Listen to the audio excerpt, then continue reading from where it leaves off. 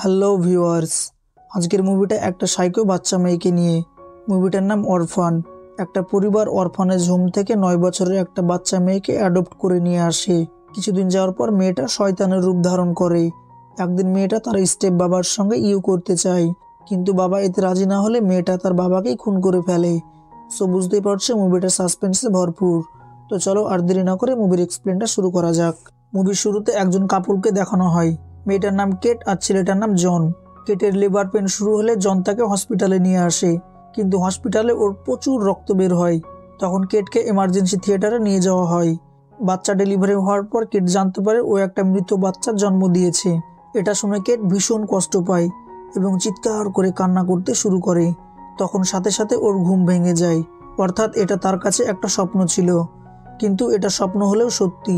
কেটের তৃতীয় সন্তান জন্ম দেওয়ার পর মারা গিয়েছিল, যার জন্য কেট মেন্টালি দুর্বল হয়ে পড়ে।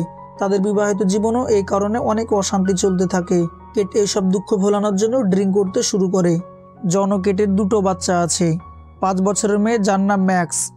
এখানে বলে রাখি, ম্যাক্স কথা বলতে পারে কিন্তু শুনতে পায় না। আর 12 বছরের ছেলে যার নাম ড্যানি।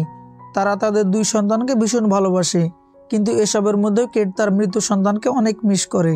তাই কেট আর জন সিদ্ধান্ত নেয় তারা একটা বাচ্চা অ্যাডপ্ট করবে। এর জন্য তারা একটা অরফানেজ হোম বা অনাথ আশ্রমে যায়। অনাথ আশ্রমে অনেক বাচ্চা ছিল, কিন্তু জন ও কেট 9 বছরের একটা রাশিয়ান মেয়ের সঙ্গে কথা বলে তাদের অনেক ভালো লাগে। মেয়েটার নাম ইস্থার। মেয়েটা তাদের সঙ্গে অনেক হাসি খুশিভাবে কথা বলে, এর জন্য মেয়েটাকে তাদের অনেক পছন্দ হয়। এরপর মেয়েটাকে অ্যাডপ্ট করার জন্য তারা সিস্টার অ্যাবিগেলের সঙ্গে কথা বলে। সিস্টার তাদের বলে ইস্থার রাশিয়ান হলেও ইংলিশে কথা বলতে পারে। যে ফ্যামিলি ওকে এখানে নিয়ে এসেছিল ওরা একটা ফায়ার অ্যাক্সিডেন্টে মারা গিয়েছে। ইস্থার অনেকটা ম্যাচিউর আর ওর ব্যবহার বাকিদের থেকে অনেক ভালো। কেট ও জন ইস্থারকে তাদের বাড়ি নিয়ে আসে। কেটের মেয়ে ম্যাক্স ইস্থারকে দেখে অনেক খুশি হয়, কিন্তু ড্যানি অনেকটা জেলিয়াস ফিল করে, কারণ সে ভাবছে ইস্থারকে পেয়ে তার বাবা মা হয়তো তাকে আগের মতো ভালোবাসবে না। একদিন কেট ও জন ইন্টিমেট হওয়ার সময় ইস্থার ম্যাক্সকে নিয়ে রুমে চলে আসে আর বাবার পাশে শুয়ে পড়ে। পরের দিন সকালে বাড়ির পাশে একটা ফাঁকা জায়গায় ড্যানি গেম খেলছিল। তখন ভুলবশত একটা পায়রাকে শ্যুট করে ফেলে। পায়রাটা আহত হয়ে ছটপট করছিল। তখন সেখানে ইস্থার ও ম্যাক্স চলে আসে। ইস্থার একটা বড় পাথর তুলে পায়রাটাকে খুব নৃশংসভাবে মেরে ফেলে। ইস্থারের সাহস দেখে ওরা 2 ভাই বোন ভয় পেয়ে যায়। একদিন স্কুলে একটা বাচ্চা মেয়ে ইস্থারকে অনেক জ্বালাতন করে আর তার গলায় টাচ করে। তখন ইস্থার পাগলের মতো চিৎকার করতে শুরু করে। স্কুলের সব বাচ্চারা প্রচণ্ড ভয় পেয়ে যায়। স্কুল থেকে বাড়ি ফেরার পর কেট ইস্থারের সঙ্গে ভালোভাবে কথা বলে।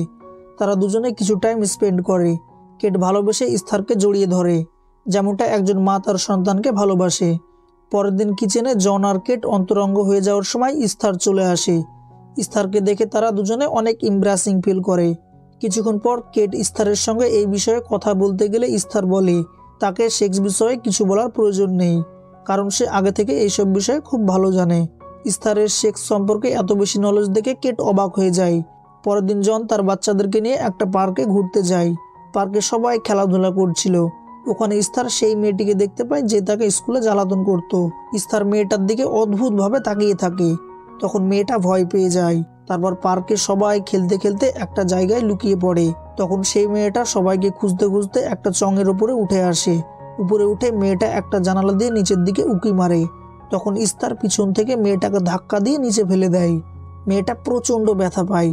রাত্রে ডিনার করার সময় জন ইস্থারকে বলে, তুমি কি পার্কে মেয়েটাকে ধাক্কা দিয়ে ফেলে দিয়েছিলে? তখন ইস্থার বলে সে নিজে নিজে স্লিপারে খেলতে খেলতে পা পিছলে পড়ে গিয়েছিল। কিন্তু ড্যানি বুঝতে পারে ইস্থার মিথ্যা কথা বলছে, তাই তাকে ইনসাল্ট করে। তখন কেট তার ছেলেকে ইস্থারের কাছে ক্ষমা চাইতে বলে। তারপর থেকে যত দিন যায় ইস্থারের কথাবার্তা ও ব্যবহার খারাপ হতে থাকে। একদিন ইস্থার কেটের সঙ্গে খারাপ আচরণ করে। রাত্রে কেট তার হাজব্যান্ডকে এসব বিষয়ে বলে। সে কোনোভাবে বিশ্বাস করতে চায় না। কিছুদিন পর অরফানেজ হোমের সিস্টার অ্যাবিগেল তাদের বাড়িতে আসে এবং কেট ও জনকে বলে ইস্থারকে তাদের বাড়িতে আসতে দেওয়া উচিত হয়নি, কারণ এর আগে ইস্থার যে অরফানেজ হোমে থাকতো ওখানে সে চুরি করেছিল, এমনকি একটা ছেলের গলায় কাঁচি ঢুকিয়ে দিয়েছিল। এইসব কথা শুনে কেট খুব চিন্তিত হয়ে পড়ে, কিন্তু জন এটা কোনোভাবে বিশ্বাস করে না। তাই সে সিস্টারকে বলে এগুলো হয়তো অ্যাক্সিডেন্টলি ঘটে গিয়েছে। এসব কথাগুলো ইস্থার লুকিয়ে লুকিয়ে শুনছিল। কথা শেষে সিস্টার অ্যাবিগেল ওখান থেকে বেরিয়ে পড়ে। ঠিক তখন ইস্থার একটা প্ল্যান করে ম্যাক্সকে সঙ্গে করে নিয়ে আসে আর রাস্তার পাশে দাঁড়িয়ে থাকে। কিছুক্ষণ পর সিস্টারের গাড়ি আসতে দেখে ম্যাক্সকে ধাক্কা দিয়ে গাড়ির সামনে ফেলে দেয়। সিস্টার কোনোরকমভাবে গাড়িটিকে কন্ট্রোল করে ম্যাক্সকে বাঁচিয়ে নেয়। সিস্টার গাড়ি থেকে নেমে ম্যাক্সের কাছে ছুটে আসে। তখন ইস্থার পিছন থেকে সিস্টারের মাথায় হাতুড়ি দিয়ে বারবার করে মারতে থাকে। সঙ্গে সঙ্গে সিস্টার অজ্ঞান হয়ে পড়ে। এসব দেখে ম্যাক্স কান্না করতে শুরু করে। তারপর ইস্থার সিস্টারকে রাস্তা থেকে টেনে একটা নির্জন জায়গায় নিয়ে আসে এবং ইস্থার আবার সিস্টারকে হাতুড়ি দিয়ে বারবার করে আঘাত করে। সিস্টার অনেক যন্ত্রণায় ছটফট করতে করতে মারা যায়। এটা দেখে ম্যাক্স অনেক ভয় পেয়ে যায়। তখন ইস্থার ম্যাক্সকে বলে, তুমি যদি এইসব কাউকে বলে দাও তাহলে আমি তোমাকেও মেরে ফেলবো। ম্যাক্স প্রচণ্ড ভয় পেয়ে যায়। তবে সিস্টারকে মারতে গিয়ে ইস্থারের জামায় রক্ত লেগে গিয়েছিল, তাই সে ড্রেস চেঞ্জ করে ট্রি হাউসে লুকিয়ে রাখে যাতে কেউ বুঝতে না পারে সিস্টারকে সে খুন করেছে। কিন্তু ড্যানি তাদেরকে ট্রি হাউস থেকে নিচে নামতে দেখে ফেলে। তার কিছু একটা সন্দেহ হয়, কিন্তু সে কোনো কিছু বুঝে উঠতে পারে না। তখন ইস্থার ড্যানিকে দেখে ফেলে। সেদিন রাত্রে ইস্থার ড্যানির রুমে গিয়ে তার গলায় ছুরি ধরে আর বলে, তুমি ট্রি হাউসে কি দেখেছিলে? তখন ড্যানি বলে, আমি শুধু তোমাদের দুজনকে দেখেছি, আমি কাউকেই কোনো কিছু বলিনি। তখন ইস্থার বলে, তুমি যদি কাউকে কিছু বলো তাহলে আমি তোমাকে সত্যি সত্যি মেরে ফেলবো। পরের দিন কেট আর জন ইস্থারকে একজন কাউন্সিলরের কাছে নিয়ে যায়, কিন্তু কাউন্সিলর পুরো ব্যাপারটাকে কেটের দিকে ঘুরিয়ে বলে। সে কেটকে বলে ইস্থারকে তারা পুরোপুরিভাবে ফ্রিডম দিতে পারছে না, তাই সে খারাপ আচরণ করছে।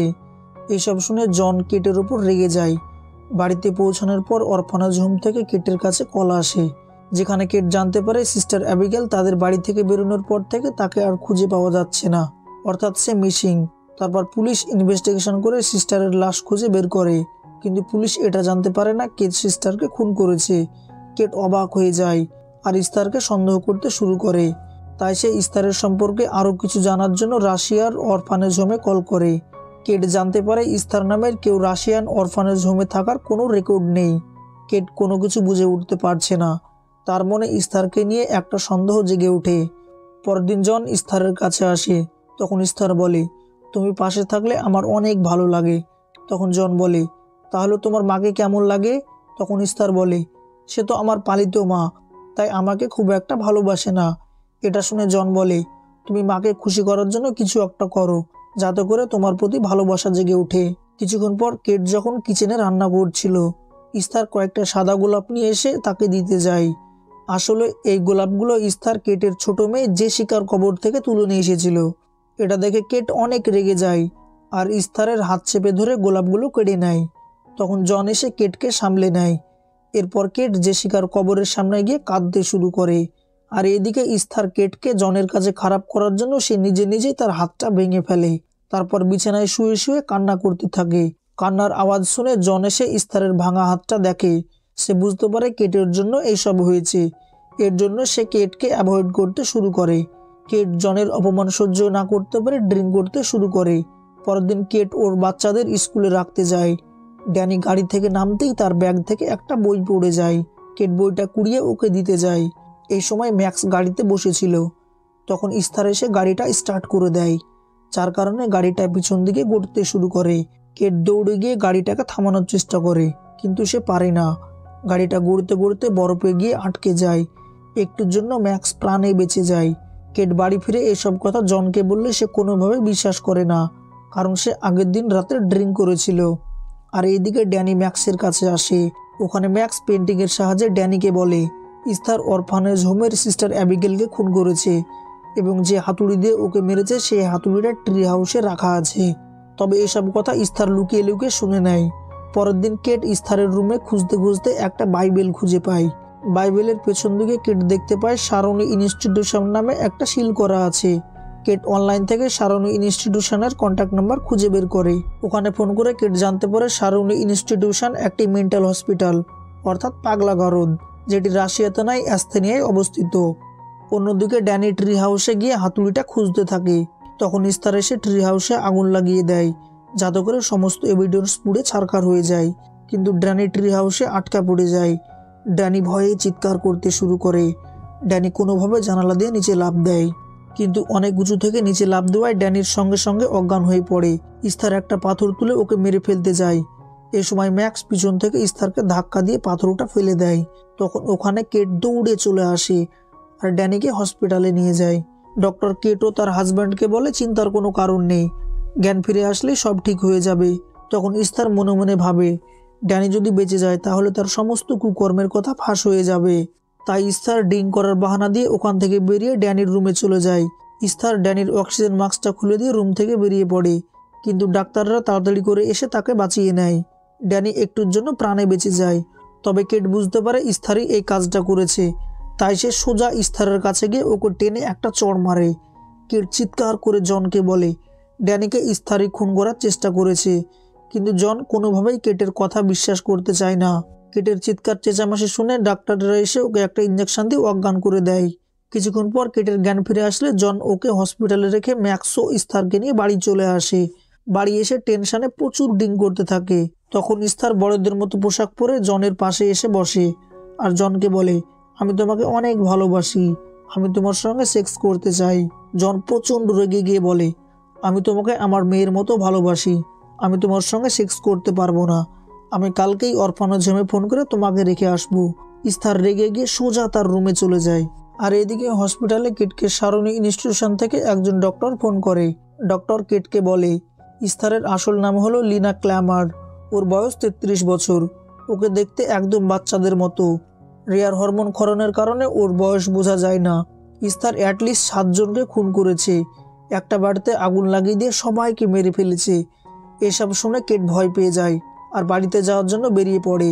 অন্যদিকে ইস্তার তার আসল রূপ ধারণ করে, সে রাগের চোটে তার ঘরের জিনিসপাতি ওলট পালট করতে লাগে। তখন জন ঘরে এসে অনেক সেক্সুয়াল ছবি দেখে অবাক হয়ে যায়।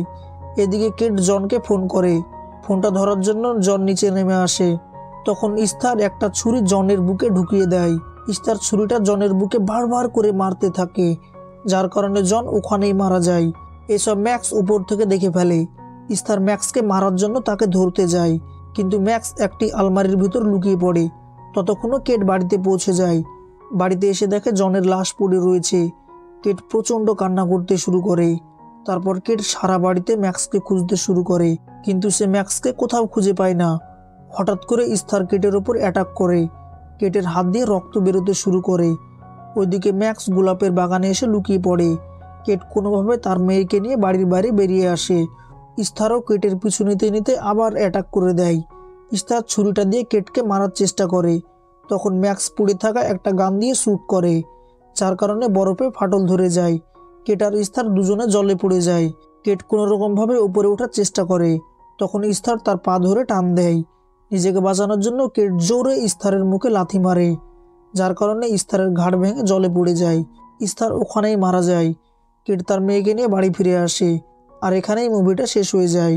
ভিডিওটা ভালো লাগলে লাইক, কমেন্ট ও চ্যানেলটি সাবস্ক্রাইব করে আমাদের পাশে থাকুন।